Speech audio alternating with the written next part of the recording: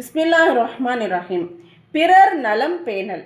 நபி அவர்கள் தமது தோழர்களுடைய நிம்மதி, சுகம் முதலிய விஷயத்தில் மிகவும் கவனம் கொண்டிருந்தார்கள்.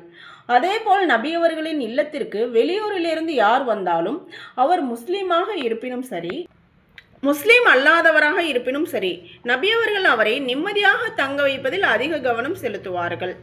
நபி ஸல்லல்லாஹு அலைஹி வஸல்லம் அவர்களை சந்திப்பதற்காக, அல்லது மார்க்க விஷயங்களை கற்றுக்கொள்வதற்காக, அல்லது அவர்களிடம் ஏதேனும் கேட்பதற்காக, அவர்களிடம் ஏதேனும் சொல்வதற்காக, அல்லது அவர்களை பார்ப்பதற்காக ஒருவரோ இருவரோ பலரோ நபி ஸல்லல்லாஹு அலைஹி வஸல்லம் அவர்களிடம் வந்து கொண்டே இருப்பார்கள். நபி அவர்கள் அனைவரையும் வரவேற்று உபசரிப்பார்கள். அவர்களை நல்ல இடத்தில் தங்க வைப்பார்கள். நல்ல உணவை உண்ணச் செய்வார்கள். நிம்மதியாக உறங்க வசதி செய்து கொடுப்பார்கள். இரவு நேரத்தில் அடிக்கடி எழுந்து விருந்தாளிக்கு ஏதேனும் சிரமம் ஏற்படுகிறதா என்பதை கவனிப்பார்கள். சில நேரங்களில் இப்படியும் நடக்கும். அதாவது விருந்தாளி வந்த நேரத்தில் நபியவர்களின் வீட்டில் எதுவும் இருக்காது. அப்போதும் கூட நபியவர்கள் மிகவும் சந்தோஷத்துடன் விருந்தாளிகளுக்கு உணவு ஏற்பாடு செய்வார்கள். ஒருமுறை ஒரு யூதர் நபியவர்களின் வீட்டுக்கு வந்து தங்கினார். அன்றைய தினம் நபியவர்களின் வீட்டில் உண்ண உணவு எதுவும் இல்லை. எனவே அவருக்கு ஒரு ஆட்டிலிருந்து பால் கறந்து கொடுத்தார்கள். அதனை குடித்தும் அவருக்கு பசி அடங்கவில்லை. பிறகு இன்னொரு ஆட்டிலிருந்து பால் கறந்து கொடுத்தார்கள். அதனை குடித்த பிறகும் அவரது பசி அடங்கவில்லை. பிறகு மற்றொரு ஆட்டில் பால் கறந்து கொடுத்தார்கள். அப்போதும் பசி தீரவில்லை. இப்படியாக 7 ஆடுகளிலிருந்து நபி அவர்கள் பால் கறந்து அவருக்கு கொடுத்தார்கள். இதெல்லாம் ஒரு படிப்பினை. நம்ம யாரையும் என்ன செய்யக்கூடாது, பசிக்கிறவங்களுக்கு அவங்களுக்கு விருந்தினரை நல்ல முறையில் உபசரிக்கணும் அப்படிங்கிறது தான் இதனுடைய கருத்து.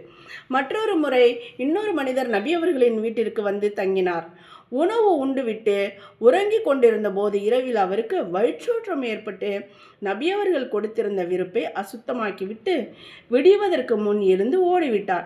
ஓடி சென்ற அம்மனிதருக்கு தனது வாளை மறதியாக வீட்டில் விட்டு வந்தது நினைவுக்கு வரவே பயந்து கொண்டே வாளை எடுப்பதற்காக நபி ஸல்லல்லாஹு அலைஹி வஸல்லம் அவர்களின் வீட்டிற்கு வந்தார். அப்போது நபி அவர்கள் தமது திருக்கரத்தால் அந்த அசுத்தத்தை சுத்தம் செய்து கொண்டிருப்பதை கண்டார். நபி அவர்கள் அவரை ஏதும் குறை கூறாமல் வாளை எடுத்து கொடுத்து அவரை நலம் விசாரித்தார்கள். நபி அவர்களின் இந்த நடைமுறையை கண்டு அவர் முஸ்லீம் ஆயிட்டாரு. இதுதான் அந்த நபித்துவத்தினுடைய அடையாளங்கள். அவங்கெல்லாம் அதை பார்க்கறதுக்காக தான் நிறைய பேர் வருவாங்க. நபித்தோழர்களில் சிலர் மார்க்க விஷயங்களை கற்றுக்கொள்ளும் ஆவலில் எப்போதும் நபி அவர்களுக்கு அருகிலேயே இருப்பார்கள். அந்த ஆவலின் காரணமாக சம்பாதிப்பதற்கு கூட அவர்கள் செல்வதில்லை. மஸ்ஜிது நபவிக்கு அருகே ஒரு திண்ணை இருந்தது. அவர்கள் அனைவரும் அந்த திண்ணையிலேயே அமர்வதும் உறங்குவதும் நபி அவர்கள் கூறும் விஷயங்களை மனனம் செய்து கொள்வதுமாக இருந்து வந்தனர். அவர்கள் அனைவருக்கும் உணவளிக்கும் பொறுப்பை நபியவர்களே ஏற்றுக்கொண்டார்கள். அவர்கள் அஸ்ஹாபு சுஃபா, திண்ணை தோழர்கள் என்று அழைக்கப்பட்டனர். ஒரு நாள் திண்ணை தோழர்கள் கடும் பசியில் இருந்தனர். அவர்களின் நிலையை பார்த்து நபி அவர்களும் நிம்மதி இழந்து விட்டார்கள். தங்களின் அன்பு துணைவி ஆயிஷா ரலியல்லாஹு அன்ஹா அவர்களின் வீட்டிற்கு சென்று உண்பதற்கு ஏதேனும் இருந்தால் கொண்டு வருமாறு கூறினார்கள். முஃமின்களின் அன்னை ஆயிஷா ரலியல்லாஹு அன்ஹா அவர்கள் கெட்டியான கோதுமை மாவினால் தயார் செய்யப்பட்ட உணவையும் கொஞ்சம் காய்ந்த பேரித்தம்பழங்களையும் பால் நிறைந்த பெரிய கிண்ணத்தையும் கொண்டு வந்து கொடுத்தார்கள். நபி அவர்கள் அவை அனைத்தையும் திண்ணை தோழர்களுக்கே கொண்டு வந்து கொடுத்தார்கள். ஒரு தடவை நபி ஸல்லல்லாஹு அலைஹி வஸல்லம் அவர்களிடம் சில விருந்தினர் வந்தனர். உடனே நபி அவர்கள் தமது துணைவரிடம் ஒருவரின் வீட்டிற்கு விருந்தாளிகளுக்கு உணவு அனுப்புமாறு கூறி அனுப்பினார்கள். அந்த துணைவியின் வீட்டிலோ உணவு ஏதும் இல்லை. இன்னொரு துணைவியின் வீட்டுக்கு ஆள் அனுப்பினார்கள். அங்கும் அல்லாஹ்வின் பெயரை தவிர வேறு எதுவும் இல்லை. இவ்வாறே தங்களின் துணைவியர் அனைவரின் வீட்டுக்கும் ஆள் அனுப்பினார்கள்.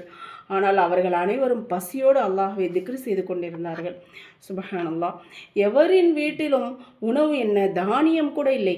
இப்போது நபி ஸல்லல்லாஹு அலைஹி வஸல்லம் அவர்கள் தங்களின் தோழர்களிடம், இந்த விருந்தாளிகளுக்கு உணவளிப்பவர் யார் என்று கேட்டார்கள். நான் உணவளிக்கிறேன் என்று ஒரு சஹாபி எழுந்து அவர்களை தமது வீட்டிற்கு அழைத்து சென்றனர். நபி ஸல்லல்லாஹு அலைஹி வஸல்லம் அவர்களின் வீட்டில் உணவு தயாராகி அதை உண்பதற்குள் யாரேனும் விருந்தாளிகள் வந்து விடுவார்கள். நபி அவர்கள் அந்த விருந்தாளிக்கு உணவளித்துவிட்டு வீட்டில் உள்ள அனைவரும் பசியோடு இருந்த பல சமயங்களும் நபி அவர்களின் வாழ்க்கையில் ஏற்பட்டதுண்டு. நபி அவர்களின் விருந்தோம்பல் எப்படிப்பட்டது என்பதை எண்ணி பாருங்கள்.